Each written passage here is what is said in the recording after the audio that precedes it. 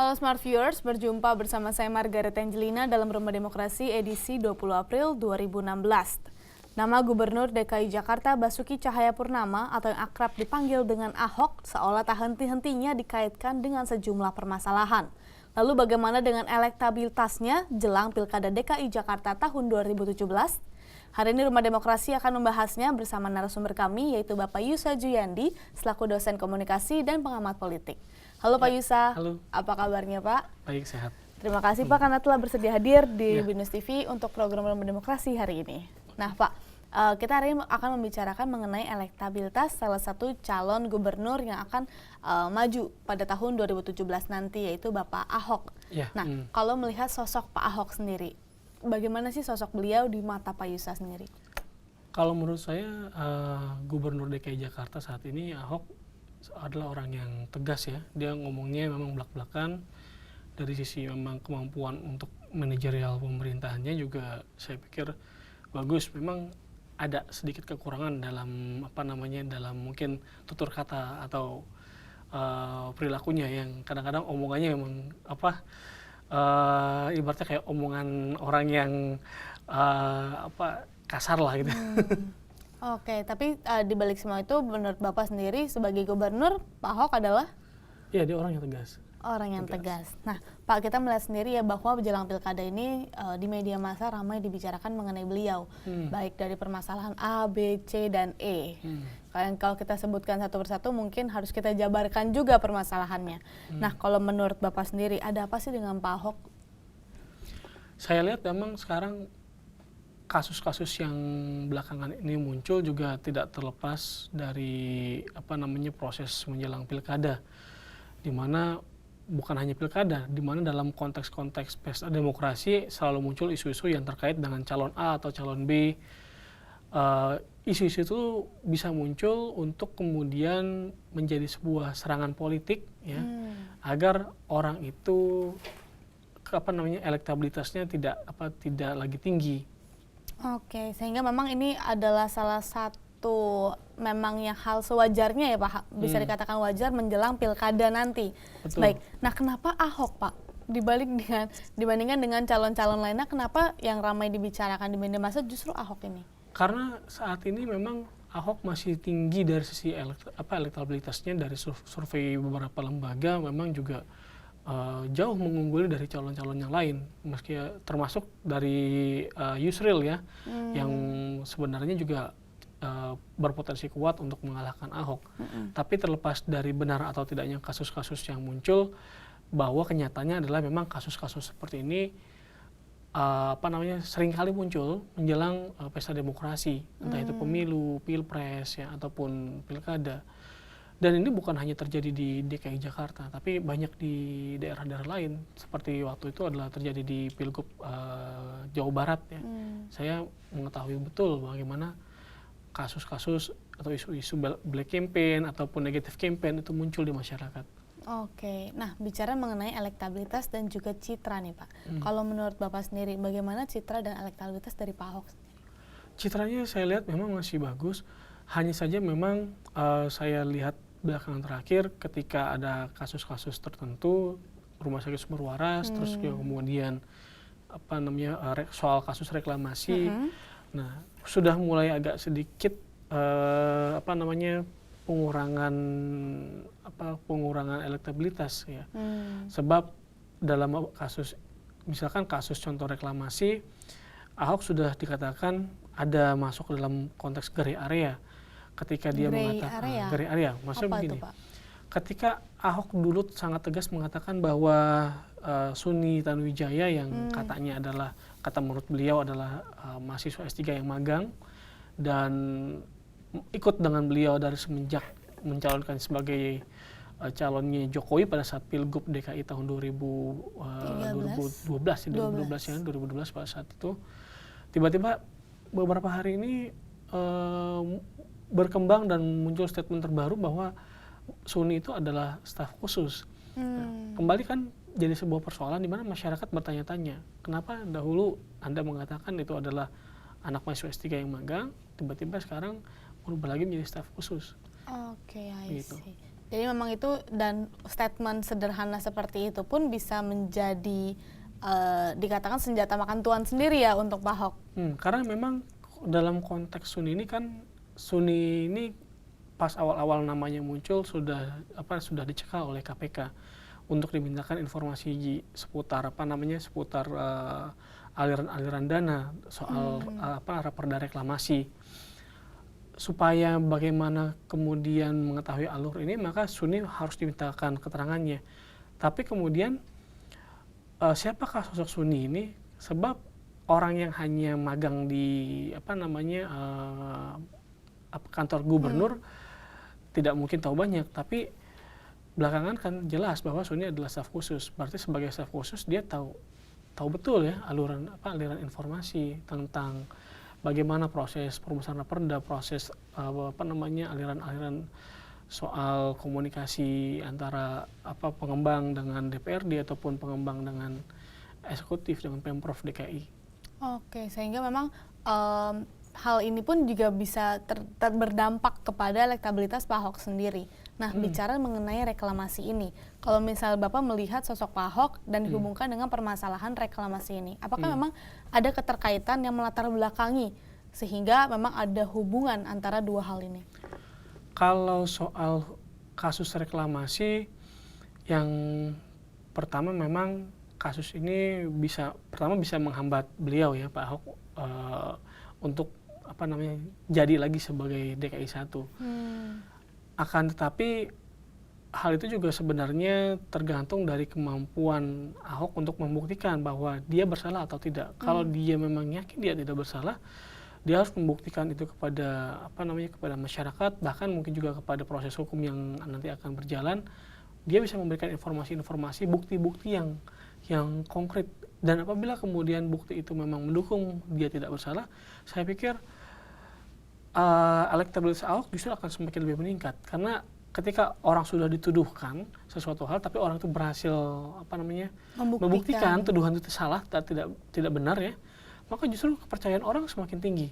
Oke, gitu. Sehingga memang sekarang tinggal ditunggu aja nih bagaimana cara Pak Ahok membuktikan bahwa beliau salah atau tidak. Ibaratnya ini proses ujian untuk beliau. Oke, berhasil atau tidak. Baik, tapi hal ini juga banyak dikaitkan dengan cara Pak Ahok memilih untuk jalur independen, Pak. Banyak yang mengkaitkan kasus reklamasi ini dengan pilihannya untuk memilih jalur independen dibandingkan bergabung dengan partai. Nah, kalau menurut Pak Yusa sendiri bagaimana? Menurut saya nggak ada kaitannya antara pilihannya sebagai independen dengan dengan dia tidak memilih untuk melalui jalur partai politik ya.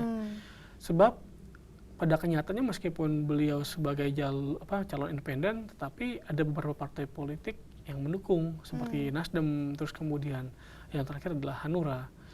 Meskipun memang tidak ada kontrak politik yang dikatakan real, tapi setidaknya itu bukan sebuah permasalahan yang mengakibatkan tiba-tiba nama Ahok dipersoalkan. Sebab untuk kasus ini lebih kepada memang mungkin juga strategi politik dari lawannya Ahok ya, untuk kemudian mengungkapkan kasus-kasus yang ada supaya nanti elektabilitasnya turun. Karena kembali lagi Ahok sampai sekarang masih menjadi salah satu calon yang punya posisi yang kuat. Betul. Nah, setelah ini kita akan bahas bagaimana Pak Ahok kemarin 12 jam diperiksa oleh KPK. Sehingga jangan kemana-mana pemirsa, tetap di Rumah Demokrasi.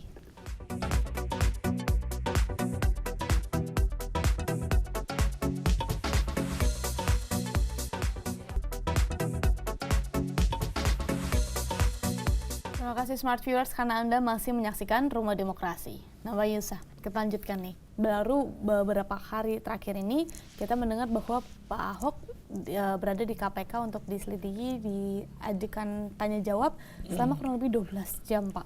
Namun Pak Ahok keluar dengan pakaian yang memang belum ada jas merahnya.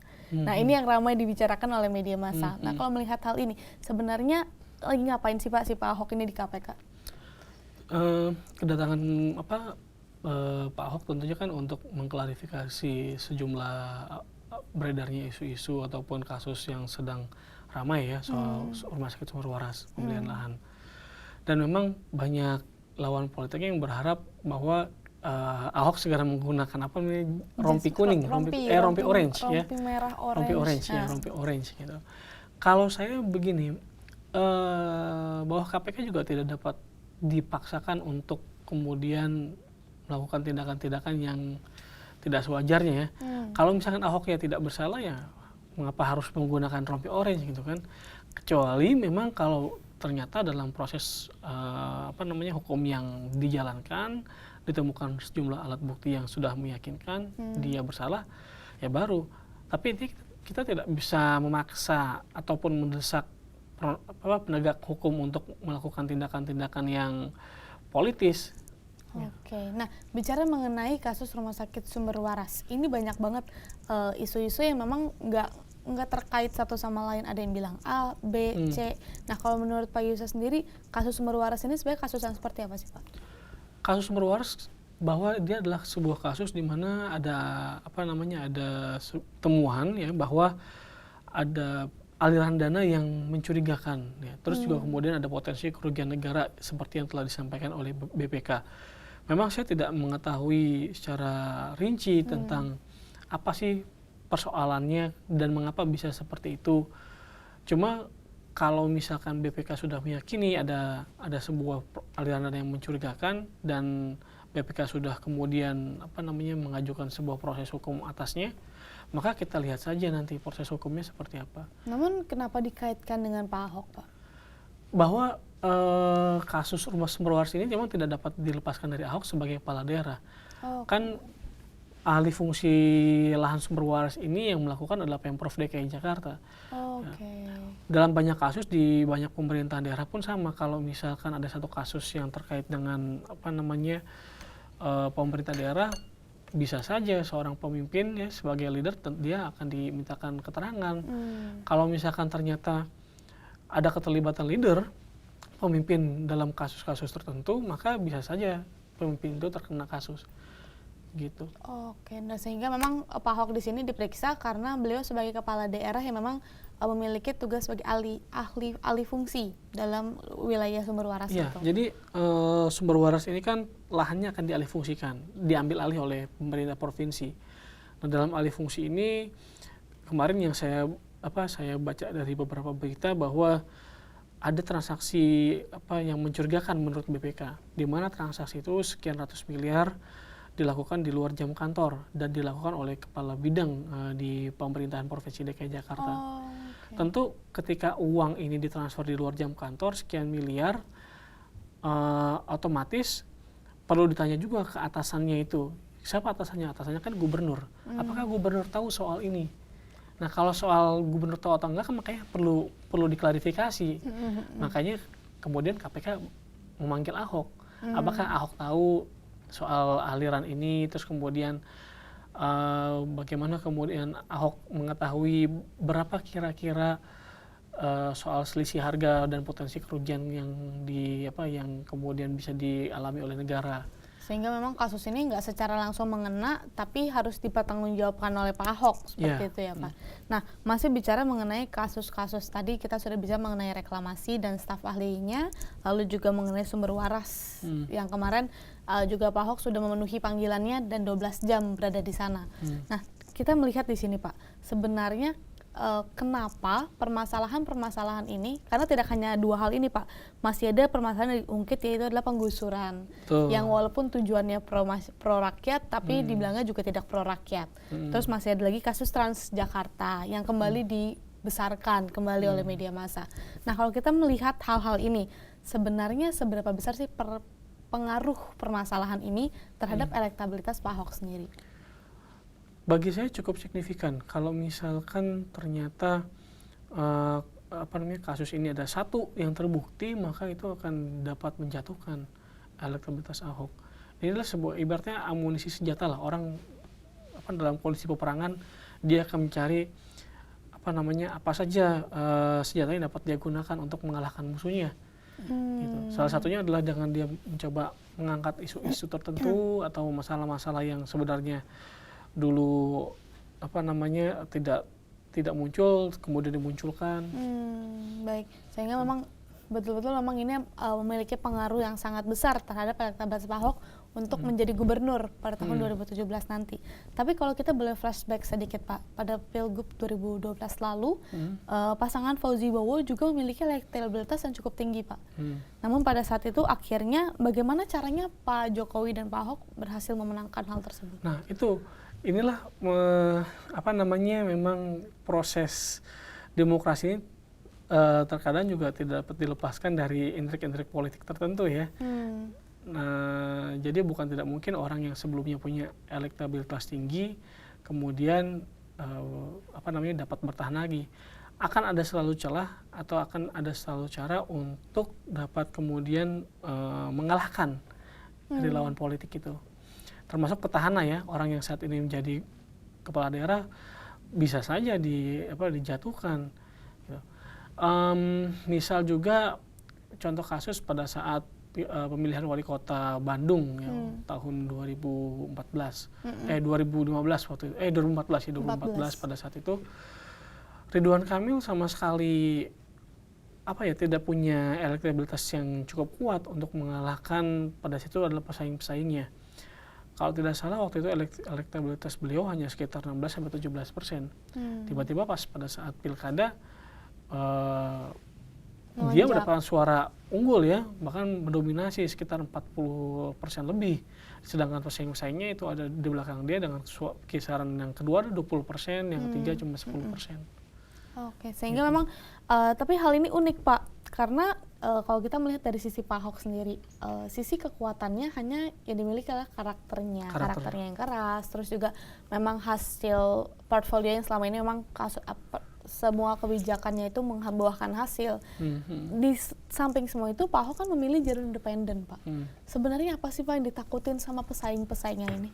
Ya, yang ditakutkan mungkin adalah lawan politiknya di DPRD ya, partai-partai politik atau sebagian dari partai politik. Saya tidak mengatakan seluruh partai politik, karena beberapa partai politik juga kan akhirnya mendukung Ahok ya. Yang dikhawatirkan adalah nanti mungkin seberapa kuat daya tawar legislatif terhadap eksekutif. Kalau misalkan Ahok maju sebagai independen, mungkin mereka akan khawatir bahwa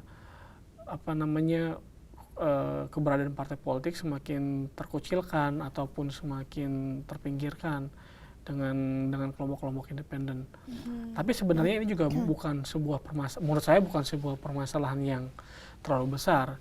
Hanya saja memang ada tantangan buat partai politik untuk membuktikan bahwa kalau mereka memang ingin mendapatkan kepercayaan lagi dari masyarakat, mereka harus kerja keras. Gitu. Mereka harus kemudian menunjukkan konsistensi mereka kepada masyarakat. Jadi anggota anggota DPRD tidak hanya kemudian datang duduk dan dapat duit ya, tapi juga anggota-anggota partai politik itu harus menunjukkan bagaimana mereka datang ke DPR atau ke DPRD, kemudian bekerja untuk rakyat, turun ke lapangan, membuat kebijakan-kebijakan yang pro rakyat, bersinergi dengan eksekutif. Sehingga kalau saya boleh kaitkan permasalahan kasus-kasus yang menyerang Ahok saat ini adalah salah satu dampak dari hasilnya memilih jalur independen, Pak. Bisa salah satu itu. Selama ini kan memang Ahok adalah orang yang sangat keras ya, terutama terhadap orang-orang di DPRD. Ya. Mungkin orang-orang di DPRD itu merasa Ahok adalah sebuah ancaman atau juga mungkin Ahok nggak bisa diajak kerjasama nih dengan kita, sehingga ya sudahlah kita coba cari cara atau kita coba cari apa masalah-masalah yang kemudian dapat menjadikan Ahok turun elektabilitasnya.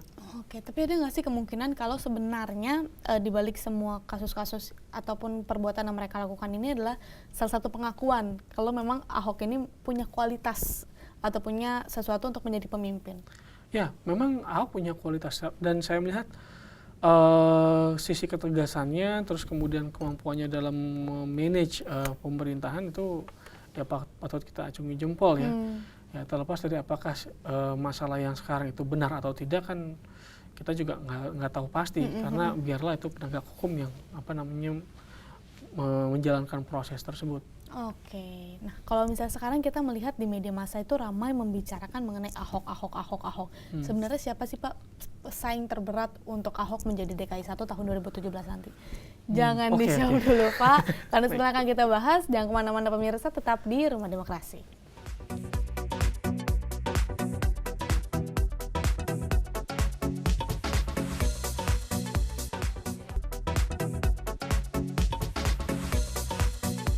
Terima kasih Smart Viewers karena Anda masih menyaksikan Rumah Demokrasi. Nah Pak Yusa, kembali ke pertanyaan yang tadi sempat terpotong. Menurut Bapak, selain Pak Ahok, siapa sih pesaing terbesarnya untuk maju menjadi DKI 1 nanti? Saat ini kalau saya melihat Yusril ya menjadi salah satu pesaing terkuat, kemudian diikuti oleh Sandiaga Uno ya. Sandiaga Uno. Oke. Nah kalau misalnya mengenai Yusril dan Sandiaga Uno, kenapa Bapak bisa mengatakan kalau dua orang ini adalah pesaing terkuatnya, Pak? Karena dari beberapa survei terakhir memang yang peringkat kedua adalah Yusril. Yusril meskipun memang masih agak jauh untuk persentase persaingannya. Yang ketiga adalah memang Sandiaga Uno. Oke. Nah kalau mengenai Yusril dan Sandiaga Uno ini, apakah ada kasus-kasus ataupun isu-isu yang terkait dengan mereka, Pak? Biasanya untuk pesaing yang memang diprediksi tidak terlalu kuat, kasus-kasus atau isu yang muncul nggak terlalu heboh seperti Ahok ya. Mungkin kalaupun ada sifatnya lebih kepada black campaign. Misalnya kalau kita berbicara black campaign soal punya istri dua gitu ya. Atau mungkin soal kasus Sandiaga Uno, dia ikut juga dikatakan, ada yang mengatakan dia ada tercantum namanya di Panama Papers. Apakah itu benar, Pak? Soal kebenaran memang bahwa itu saya mendapatkan informasi ada nama beliau di Panama Papers. Cuma soal apakah setiap orang yang masuk namanya di Panama Papers bersalah atau enggak kan belum tentu. Gitu. Memang kasus Panama Papers ini menjadi sebuah isu seksi ya bagi banyak orang di dunia. Cuma lagi-lagi yang harus ditegaskan adalah tidak semua orang yang ada namanya di Panama Papers itu terbukti bersalah ataupun pasti bersalah, itu nggak selamanya seperti itu. Oke. Nah kalau misalnya kita bicara kembali mengenai ada Pak Ahok, ada Pak Yusril dan juga ada Pak Sandiaga Uno. Sebenarnya Pak, apa sih yang diinginkan oleh masyarakat ketika mereka memilih pemimpinnya? Tentu masyarakat Jakarta, saya juga kan masih masyarakat Jakarta, bahwa masyarakat Jakarta itu pengen Jakarta ini beres dalam artian menjadi sebuah kota yang manusiawi, sebuah kota yang modern, sebuah kota yang memberikan kehidupan yang lebih baik bagi masyarakatnya.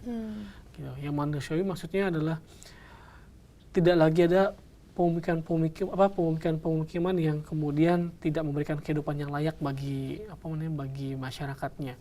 Kayak contoh bagaimana masyarakat yang tinggal di bantaran kali. Nah, itu adalah saya lihat ada langkah tegas dari pemerintah DKI Jakarta saat ini oleh Ahok itu sendiri ya, dengan cara mencoba merelokasi penduduk yang tinggal di pinggiran-pinggiran kali. Tapi lagi-lagi hal tersebut dikatakan tidak pro rakyat, Pak.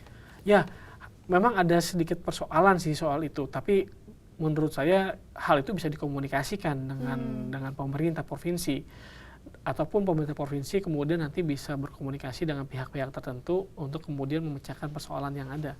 Sebab begini, memang yang saya tangkap adalah bahwa relokasi itu akan berpotensi, saya katakan berpotensi menimbulkan permasalahan baru. Misal, apakah masyarakat yang dipindahkan itu kemudian mendapatkan akses yang sama ketika dia waktu masih bertempat tinggal di pemukiman sebelumnya, terhadap akses pendidikan, terhadap akses ekonomi, dan lain sebagainya. Contoh kasus yang kemarin digusur itu kan ada anaknya yang masih sekolah, atau ada anak yang mau ujian nasional. Karena pindah sekolah, jadi kan rumit kan. Nah, bagaimana kemudian hal itu bisa dipecahkan bersama-sama dengan kepala dingin, dengan komunikasi yang baik antar pemerintah provinsi dengan masyarakat yang terkena gusuran. Kalau itu sudah dapat dipecahkan, nggak akan ada persoalan lagi. Baik. Nah, kalau kita melihat sendiri Pak, kita melihat kan kalau misalnya sekarang menuju ke pemilihan tahun 2017 nanti kan ada banyak nih campaign-campaignnya. Nah, apakah menurut Bapak masyarakat tuh akan aware kalau ini adalah black campaign, ini adalah negatif campaign, atau ini adalah campaign yang sesungguhnya? Karena kan balik lagi kan masyarakatnya akan memilih kan Pak. Nah, menurut Bapak sendiri bagaimana? Saya kira masyarakat sekarang masih sangat terpengaruh ya oleh isu-isu tertentu yang muncul, baik itu melalui media sosial ataupun khususnya melalui media massa. Jadi ketika ada isu ini muncul, isu A muncul, isu B muncul, maka masyarakat akan kemudian, apakah ini benar? Kalau begitu nanti kita milih orang yang ini aja deh. Milih orang yang ini aja deh, walaupun mereka nggak kenal itu siapa, Apakah ada kemungkinan, misalnya nih Pak, kalau kita melihat kan orang yang terkenal di media massa itu kan sekarang Pak Ahok nih. Misalnya Pak Ahok terbukti bersalah, apakah ada kemungkinan orang ini akan memilih Pak Yusril aja deh atau Pak Sandiaga aja deh, walaupun mereka nggak tahu itu siapa mungkin? Mungkin bisa jadi, atau mereka mungkin juga memilih untuk golput. Gitu. Lagi-lagi golput itu ya Pak? Jadi memang akan ada selalu opsi ya. Jadi ketika masyarakat, wah ternyata Ahok sama aja gitu. Ataupun Ahok juga menurut persepsi mereka terlibat dalam kasus ini, kasus itu. Bukan berarti mereka kemudian akan hilang lagi kepercayaan politiknya terhadap proses demokrasi. Atau ada yang pindah haluan, ya, memilih calon yang lain, atau memilih untuk golput. Itu adalah pilihan-pilihan politik masyarakat.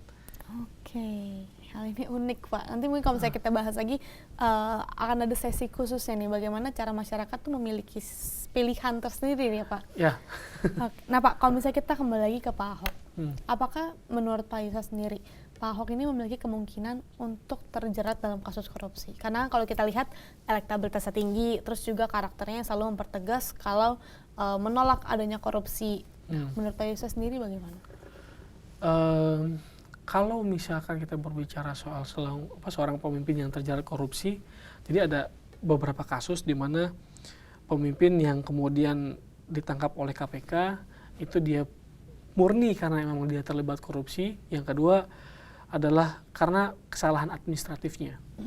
Sebab kalau jelas ya, kalau pemimpin yang murni terlibat korupsi itu kita nggak perlu perbincangkan lagi. Tapi dalam kasus yang lain adalah ketika pemimpin disangka oleh KPK dan kemudian ditahan oleh KPK atas tuduhan korupsi. Padahal sebenarnya itu adalah karena kelalaian administratif. Kenapa bisa seperti itu? Karena kepala daerah dianggap tahu terhadap tindakan-tindakan yang dilakukan oleh unit-unit yang ada di bawahnya. Baik itu apakah sekdanya, ataukah kepala bidangnya, kepala bagiannya. Sebab asumsinya adalah soal perizinan, soal aliran-aliran dana, transfer dana dan sebagainya, itu harus atas pengetahuan kepala daerah. Gitu. Kalau misalkan ternyata kepala daerah beranggapan dia tidak tahu, maka meskipun dia bilang nggak tahu, tetap proses hukum itu umumnya atau biasanya akan mengena juga kepada yang bersangkutan. Oke, sehingga mungkin kalau misalnya kita bisa asumsikan kepada kasus Pak Ahok yang sekarang ini, kalau misalnya kasus reklamasi ini terbukti, berarti akan ada kemungkinan kalau Pak Ahok juga akan terjerat ke dalam hukum kasus korupsi. Termasuk kan kalau misalkan kita melihat kasus reklamasi, itu kan sudah ada peraturan gubernur ya yang sebenarnya ditandatangani oleh Ahok soal reklamasi itu sendiri. Nah ini juga bisa menjadi sebuah batu sandungan ketika peraturan gubernur ini kemudian misalkan ternyata ada anak buahnya yang di belakang yang bermain. Bisa saja kemudian Ahok terkait meskipun Ahok tidak menerima uang itu atau Ahok sebenarnya tidak terlibat. Tidak tahu bahkan tidak tahu, tetap mungkin tanggung jawabnya ya Pak. Tapi karena Ahok dianggap secara administratif sudah mengesahkan soal perda reklamasi, berarti seolah-olah Ahok dianggap tahu soal permasalahan-permasalahan yang ada di seputaran kasus reklamasi itu. Wow, sebegitu besarnya ya Pak tanggung jawab pemimpin. Iya. Nah, kalau misalnya menurut Pak Yusa sendiri, respon dari Pak Ahok sendiri yang selama ini udah dituding A, B, C, D, yang kalau kita lihat di media massa tetap masih menjawab seperti gayanya Pak Ahok, seperti itu. Nah, kalau menurut Pak Yusa, respon seperti ini tuh menunjukkan hal seperti apa sih? Ya, Ahok masih mempercayai bahwa memang dia yakin dia tidak bersalah. Dan tentunya ketika kita melihat gayanya seperti itu, tentu juga sebenarnya itu adalah caranya beliau untuk mencoba meyakinkan kepada masyarakat bahwa saya nggak salah loh, terus saya yakin bahwa apa yang saya lakukan ini sesuai dengan prosedur. Saya tidak bermain di belakang meja misalkan. Gitu. Tapi ya kalau misalkan tiba-tiba nanti aparat penegak hukum menyatakan lain dan bisa membuktikan, nah ini akan menjadi sebuah hal yang makin menarik. Oke, sehingga memang jawabannya adalah kita menunggu waktu ya Pak, sehingga yang mana yang dibuktikan. Ada nggak sih kemungkinan kalau memang Ahok itu tidak dibuktikan bersalah, Ahok akan membuktikan siapa yang bersalah sebenarnya? Bisa jadi. Ya Ahok bisa saja kemudian mengatakan dia tidak bersalah, bahwa yang bersalah adalah anak buahnya, karena anak buahnya bermain atas tidak sepengetahuan dia. Contoh kasus pada saat kasus Transjakarta. Ya meskipun memang kasus Transjakarta adalah pada saat juga Jokowi masih jadi gubernur ya. Tapi kan pada akhirnya yang ditangkap adalah Udar Priyastono yang merupakan kepala dinas perhubungan Provinsi DKI. Pada saat itu juga beberapa orang mencoba mengkait-kaitkan bahwa Ahok mengetahui ataupun Jokowi mengetahui kasus korupsi Transjakarta. Tapi keputusan aparatur penegak hukum pengadilan adalah bahwa hanya Udar yang kemudian dikenakan hukuman. Baik. Nah Pak, setelah ini kita akan bahas sebenarnya pemikiran cermat apa sih yang harus diberikan oleh Pak Ahok ataupun masyarakat menjelang pilkada ini. Setelah yang kita bahas, sehingga pemirsa jangan kemana-mana, tetap di Rumah Demokrasi.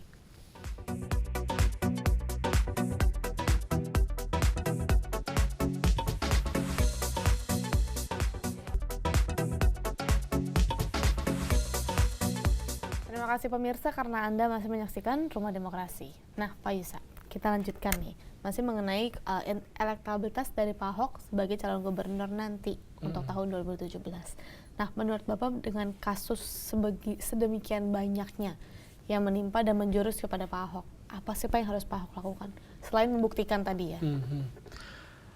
Yang harus dilakukan adalah tentu supaya elektabilitasnya tetap terjaga, dia menunjukkan kinerjanya sebagai pemimpin daerah dengan cara melakukan terobosan-terobosan, membuktikan bahwa dia adalah orang yang pro terhadap rakyat. Contoh kasus misal dalam kasus penggusuran, kan beberapa orang kemudian mensangkakan bahwa ini adalah tindakan yang tidak berperi kemanusiaan, menggusur terus kemudian tidak memberikan solusi. Maka cara beliau adalah kemudian mendengarkan aspirasi masyarakat yang digusur dan kemudian mencari solusi atas persoalan itu. Misalkan kekhawatiran orang adalah ketika dia digusur, dia ditempatkan ke rumah susun yang baru, bagaimana kemudian orang itu bisa mencari nafkah. Itu sebuah persoalan. Maka itu harus ada semacam terobosan-terobosan dari pemerintah provinsi, apalagi terutama dari Ahok ya, dengan mungkin bisa memerintahkan kepada anak buahnya, ya, melakukan pembinaan terhadap masyarakat yang direlokasi ke rumah susun. Bagaimana mengembangkan ekonomi kreatif supaya masyarakat yang dipindahkan itu juga dari tempat yang baru ini bisa menghasilkan sesuatu untuk ekonomi keluarganya. Bicara tentang karakter nih Pak, apa ada masalah karakter Pak Ahok yang keras, tegas untuk maju ke pemilihan 2017 nanti? Kalau karakter yang tegas saya pikir nggak ada masalah, hanya saja memang pola komunikasi Ahok saya pikir perlu sedikit dirubah ya, terutama dengan rekannya di legislatif di DPRD. Bukan berarti kemudian Ahok mengalah, bukan. Maksudnya adalah ketika dia melakukan pola komunikasi yang baik, diharapkan kinerja pemerintah DKI Jakarta akan semakin baik. Dan bukan berarti dia juga kemudian melakukan tindakan-tindakan yang salah juga. Kan kita tahu bahwa sebagian anggota DPRD terlibat kasus-kasus tertentu. Bukan berarti ikut-ikutan terlibat dalam kasus itu atau mau berkompromi, bukan. Komunikasi yang baik harus dilakukan dalam konteks misalkan dalam membuat kebijakan-kebijakan yang pro terhadap rakyat. Kalau misalkan kebijakannya ada kebijakan usulan dari DPRD yang nggak pro rakyat, nah disitulah Ahok baru harus bersikap tegas. Tapi kalau misalkan selama itu kebijakannya masih pro rakyat, terus kemudian bersangkutan dengan bagaimana memajukan DKI Jakarta, itu harus bersama-sama. Sehingga kalau boleh saya simpulkan adalah di saat seperti ini Pak Ahok harus berani pintar ya Pak, pintar untuk memilih situasi mana sih yang harus lebih diam, yang mana harus lebih bersuara, lebih tegas, lebih keras, seperti itu. Nah, kalau bicara mengenai gaya komunikasi juga nih Pak, sebenarnya kalau misalnya kita merangkum keseluruhan, semuanya ini kan sebenarnya oleh rakyat untuk rakyat, karena kita negara demokrasi. Nah, balik ke negara demokrasi ini, tapi kita punya partai politik dan di mana semua itu di-manage oleh perpolitikan.